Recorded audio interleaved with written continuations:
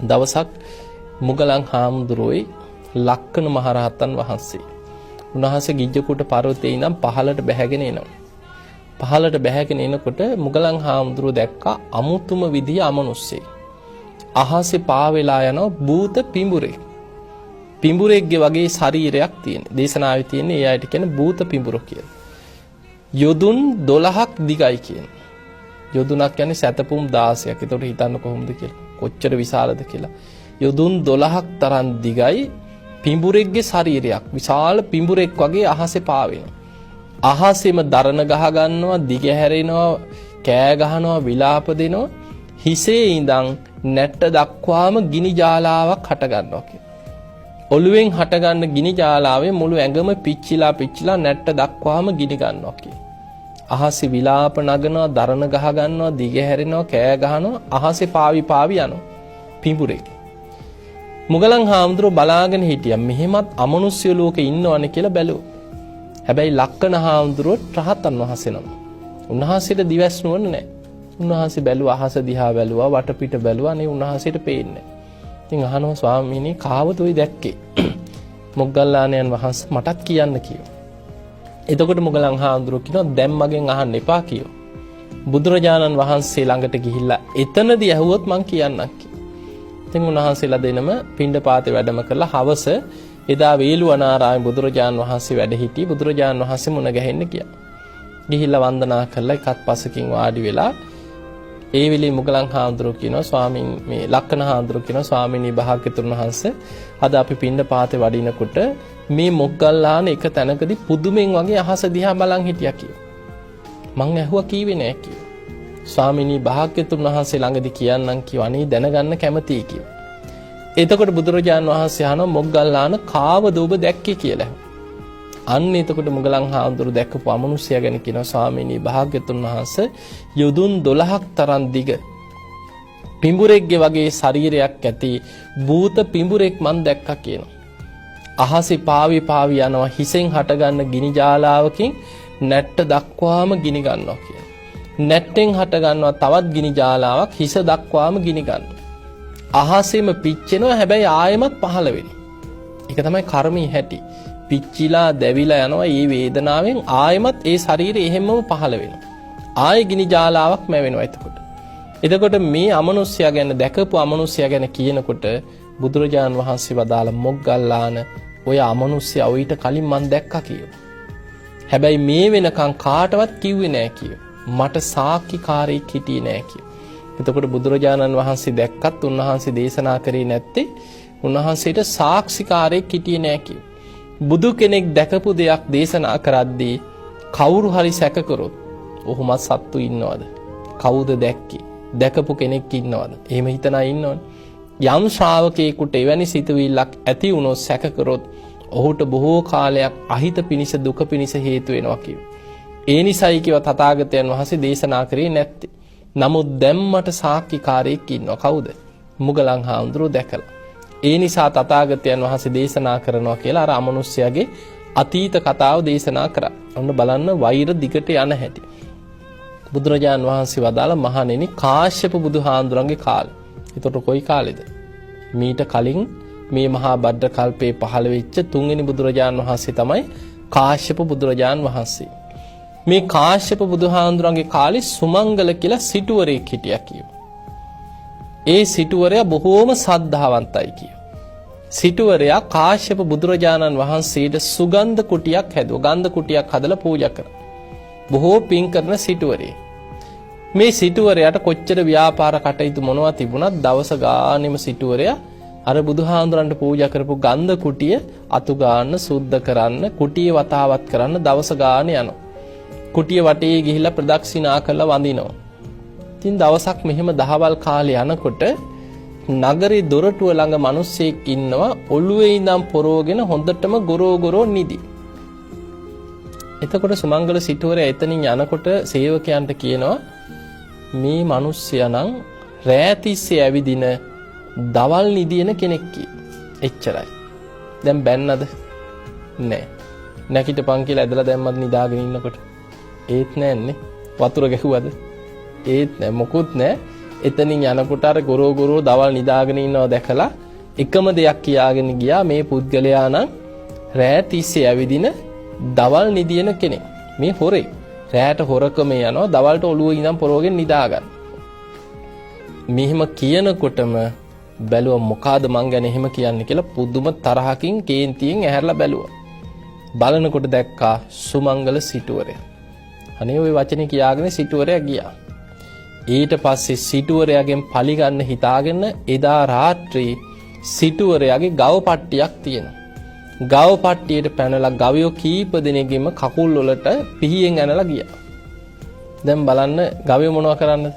අන්න වෛරක්කාරයන්ගේ වෛර දිගට යන හැටි. පලි ගන්න හිතපුවාම ඒක තමයි ස්වභාවය. උදේ සිටුවරයාට ආරංචි වුණා. ඉතින් බෙද මහත්තුරු ගෙනහල්ලා අර සත්තුන්ගේ කකුල් වලට බෙහෙත් බැන්දෙව්වා. කවුද කරේ කියලාවත් හෙව්වේ නැහැ. ඊට පස්සේ මොකද කරේ? ආයෙමත් ඔය විදිහටම ගව පට්ටියට දවස් කීපයකට පස්සේ ආයෙමත් ගිහිලා පිහියෙන් යන්න සත්තුන්ට. දෙවනි පාරත් බෙහෙත් බැන්. එක පාරක් දෙපාරක් නෙමේ 7 වාරයක්ම අර ගව පට්ටියට පැනලා ගවයන්ට පිහියෙන් යන්නලා ගියා. දැන් මේ මොකටද? සිටුවරයාට රිද්දවන්න. ඒක හරියන්නේ නැති පාටයි. දැන් සිටුවරයාට ගාණක් නැහැ. සිටුවරයාගේ ගේ ළඟ තියෙනවා හේනක්. හොඳට වගා කරපු හේනක් තියෙනවා. රාත්‍රී ඇවිල්ලා හේනට ගිනි තිබ්බා. ඊළඟ පාර. සිටුවරයාට ආරංචි වුණා ගිහින් බැලුවා කමක් නැහැ. උක වගා කරන්න කිව්වා. කවුරු හරි කරපු දෙයක් නේ එච්චරයි. දැන් හරියන්නේ ආයි පාරක් ඇවිල්ලා හේනට ගිනි තිබ්බා. ඔය වගේ එක පාරක් දෙපාරක් තුන් පාරක් නෙමෙයි 7 වාරයක්ම හේනටත් ගිනි තිබ්බා කියලා. දැන් ගවයන්ට පිහියෙන් යන 7 පාරයක් විතර. හේනට ගිනි තිබ්බා. දැන් ඒ සිටුවරයාට මේක රිදිච්ච පාටක් නෑ. දැන් දැනගන්නත් කැමති ඉන්නේ නේද? එහෙම වුණාම කොහොමද සිටුවරයාට මේක වැදුනද රිදුනද? එහෙම නැද්ද? ඔය පලි ගන්න මොනවා හරි කරපුවාම වැඩි හරි ගියාද කියලා හොයලා බලන්නේ නැද්ද? එහෙම හොයලා බලන පුරුද්දක් තියෙනවනේ නේ. දැන් මේ පව්කාරයත් ආවා. දවසක් සිටුවරයාගේ ගේ ළඟට ඇවිල්ලා සේවකයෙක්ව කතාවට අල්ලගත්තා. සේවකයෙක්ව කතාවට අල්ලගෙන අහනවා "ඒ බං උඹලගේ සිටුවරයාට කරදර වුණාලුනේ. අර හේනටත් ගිනි ගත්තලුනේ කීප සැරයක්ම. උඹලගේ සිටුවරයාගේ අර ගව පට්ටියේ ගවයන්ටත් කවුද කරදර කරලාලු? උඹලගේ සිටුවරයාට ගාණක් නැද්ද අනේ" කියලා ඇහුවා. දැන් විස්තරේ හොයාගන්න. එහෙම අහනකොට අර සේවකයා කියනවා "නේ අපේ සිටුවරයාට ඔය මොනව නැති වුණත් වගේ වගක් නැtei" කියලා. සිටුවරයාගේ හිත තියෙන එකම දෙයයි අර බුදුරජාණන් වහන්සේට හදලා පූජා කරපු ගන්ධ කුටිය ගැන විතරයි. ඕකම තමයි කිව්වා හිත හිතයි. උදේ දවල් හවස යනවා කිව්ව කුටිය අතු ගන්න වතාවත් කරන්න. ඒ ගැන 100ක් මිසක් වෙන දීපල ගැන ආසාවක් නැtei කියෝ. අන්න දැන් හිතට ආව සිටුවරයාගෙන් පලි ගන්න නම් දැන් බුදුරජාණන් වහන්සේට පූජා කරපු ගන්ධ කුටිය ගිනි තියන්න හිතුවා. එදා රාත්‍රී සැලසුම් කරා කාශ්‍යප බුදුරජාණන් වහන්සේ සංඝ පිරිස පිරිවරාගෙන චාරිකාවේ පිටත් වෙච්ච දවසක්. එදා රාත්‍රී ගිහිල්ලා අර බුදුහාමුදුරුව වැඩ හිටිය ගන්ධ කුටියට ගිනි තිබ්බා. දැන් මේ ගිනි තිබ්බේ කුටිය හදලා පූජා කරපු සුමංගල සිටුවරයාගෙන් පලි ගන්න. දැන් බලන්න මේ එක වචනයක් යන දුර. දැන් ඔච්චර වෛරක්කාරය පස්සෙන් එන්නේ මොකටද මේ? අර නිදාගෙන ඉන්නකොට ඔළුවේ ඉඳන් පොරෝගෙන කියාගෙන ගියා මේ පුද්ගලයා නම් රෑ තිස්සේ ඇවිදින දවල් නිදින කෙනෙක්. ඒ වචනේට වෛර බැඳලා තමයි මේ දිගට එන්නේ පලි ගන්න. අවසානයේ එදා රාත්‍රී ගිහිල්ලා කුටියට ගිනි තිබ්බා. උදේ පාන්දර පිරිස වට වෙලා දායකයෝ මිනිස්සු ඇවිල්ලා මිනිස්සු හඬා වැළපෙනවා "අනේ බුදුරජාන් වහන්සේ වැඩ හිටියේ සුගන්ධ කුටිය. කාශ්‍යප බුදුහාඳුරු වැඩ හිටියේ කුටිය නේද මේ ගිනි තිබ්බේ" කියලා මිනිස්සු හඬා වැළපෙන්නේ. සුමංගල සිටුවරයාත් එතනට දුවගෙන ආවා. එනකොට දැන් අර මිනිස්සු අතර මේ පව්කාරයත් ඉන්නවා. දැන් බලන්න සිටුවරයා අඬනවද? සිටුවරයාට රිදෙනවද? වැඩේ හරි ගියාද බලන්න. මෙන්න සිටුවරයා එතනට ඇවිල්ලා බොහෝම සතුටෙන් සාදුකාර දුන්න 3 පාරක්. දැන් මිනිස්සුන්ටත් පුදුමයි. මිනිස්සු ඇවිල්ලා ඇහුවා "මේ සිටුවරේ ඔබ නේද මේ කුටිය හැදුවේ? ඔබ හදපු කුටියට නේද මේ කවුද ගිනි තියලා තියෙන්නේ? ඇයි ඔබට දුකක් නැද්ද?" කියලා ඇහුවා. එතකොට සුමංගල සිටුවරයා කියනවා "එදා මං ඒ කුටිය හදලා පූජා කරපු දවසේ මම මහ විශාල පිනක් රැස් කරගත්තා" කියෝ. "මගේ පින ගින්නෙන් විනාශ කරන්න බෑ" කියෝ. "මම තවත් කුටියක් මෙතන හදනවා. මට දෙවනි වතාවටත් කුටියක් හදලා පූජා කරන්න වාසනාව ලැබුණා. අනේ සාදු මං තව වතාවක් පින් කර ගන්නවා කියලා සාදුකාර දුන්නා. අන්න හිතට ක්‍රමේ. දැන් වෙන කෙනෙක් නම් කුටිය හදපු එක මේ ගිනි තියපු එක ඉතුරු කරන්න හොඳ නැහැ කියලා හිතන්නේ නේ. මොකಾದ මේ ගිනි තිබ්බේ මූගෙන් පලි ගන්න ඕන කියලා හිතන්නේ. සුමංගල සිටුවරයා හිතුවා මට තව වතාවක් කුටියක් හදලා පූජා කරගන්න වාසනාව ලැබුණා. මං තවත් පිනක් කරගන්නවා කියලා බුදුරජාණන් වහන්සේ චාරිකාවේ ගිහින් වඩින්න කලින් විශාල සෙනගක් එකතු කරගෙන ඇවිල්ලා මිනිස්සුන්ගේ උදව් ඇතුව ඊටත් වැඩිය ලස්සන සුගන්ධ කුටියක් එතන හැදුවා. දැන් මේ හතුර කල්පනා කරා එකකින්වත් හරියන්නේ නැහැ. දැන් සිටුවරයාගේ පලි ගන්න නම් හිතුවා මේ සිටුවරයටම පිහියෙන් අයින්න ඕන කියලා හිතුවා. නැත්නම් හරියන්නේ නැහැ. දැන් පිහියක් අරගෙන කැරකෙනවා සිටුවරයට පිහියෙන් අයින්. සුමංගල සිටුවරයා යන පස්සෙන් යනවා තනි වෙන වෙලාවක් හොයලා. දැන් ඔය අතරේ අර කුටිය හදලා අවසන් කරා. එදා විශාල සෙනගක් එකතු වෙච්ච දවසක් කාශ්‍යප බුදුරජාණන් වහන්සේ චාරිකාවේ වැඩම කරලා මාස කීපයකට පස්සේ සංඝ පිරිස පිරිවරාගෙන ආයෙමත් මේ ආරාමයට වැඩියා. වඩිනකොට ඒ කුටිය තිබ්බ තැන දැන් ඊටත් වඩා ලස්සන සුගන්ධ කුටියක් හදලා මිනිස්සු බලාගෙන ඉන්නවා. බුදුහාඳුරන්ට මේක අතපැන් වක් කරලා පූජා කරා. සුමංගල සිටුවරයා බොහොම සතුටෙන් ඉන්නකොට සිටුවරයාට 3-4 දිනෙකට පිටිපස්සෙන් ඉන්නවා පිහිය තියාගෙන දැන් මේ මිනිස්සයා. එදා බුදුරජාණන් වහන්සේ වැඩම කරපු වෙලාවේ ශ්‍රී හස්තේට රං කෙන්ඩියකින් පැන් වක් කරලා මේ කුටිය සංඝ සතු කරලා පූජා කරා.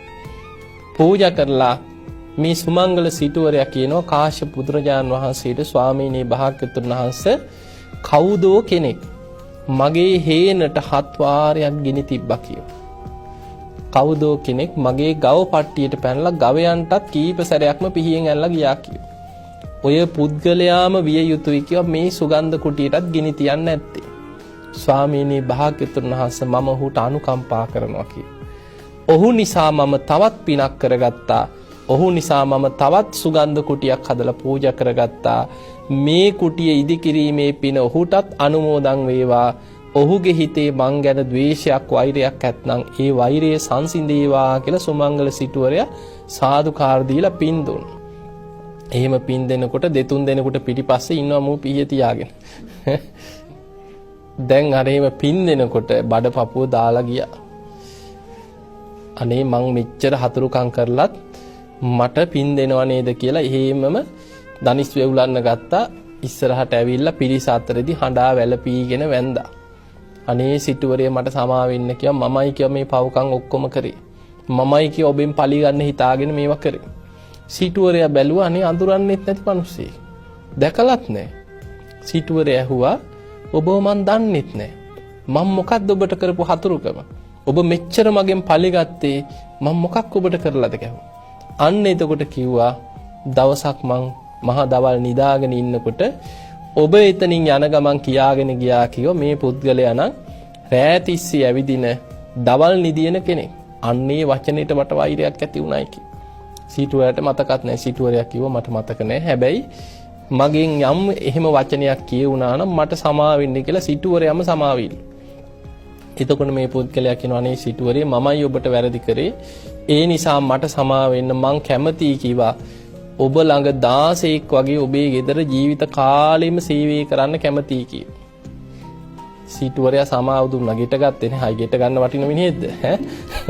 ආයි මොලයක් තියනවනේ ගෙදර වැඩට ගන්නවද? නෑ සමාව දීලා පිටත් කරා. එදා අපේ බුදුරජාණන් වහන්සේ ওই අතීත කතාව දේශනා කරා. දේශනා කරලා උන්වහන්සේ වදාලා මහණෙනි එදා ඒ සුමංගල සිටුවරයාගේ හේනට 7 වාරයක් ගිනි තියලා බුදු කෙනෙකුට පූජා කරපු සුගන්ධ කුටියක් ගිනි තිබ්බ අකුසලෙන් මරණින් මත්තේ ඔහු මහා නිරේට වැටුණා කියෝ. නිරේ තුල පැහිලා බුද්ධාංකුරයක් තිස්සේ. එනේ කාශ්‍යප බුදුහාඳුරන්ගේ කාලේ ඔය අපරාධ කරගත්තේ. ඒ කාලේ නිරේට වැටිලා ගෞතම බුදුහාඳුරෝ පහළ වෙනකම්ම අපායේ පැහුණා කියෝ.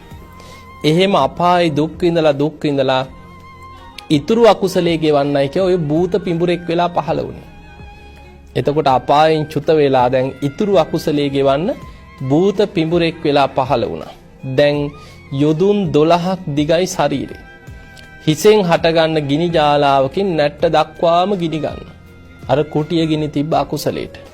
නැට්ටෙන් හටගන්න ගිනි ජාලාවකින් හිස දක්වාම ඇවිලෙනවා.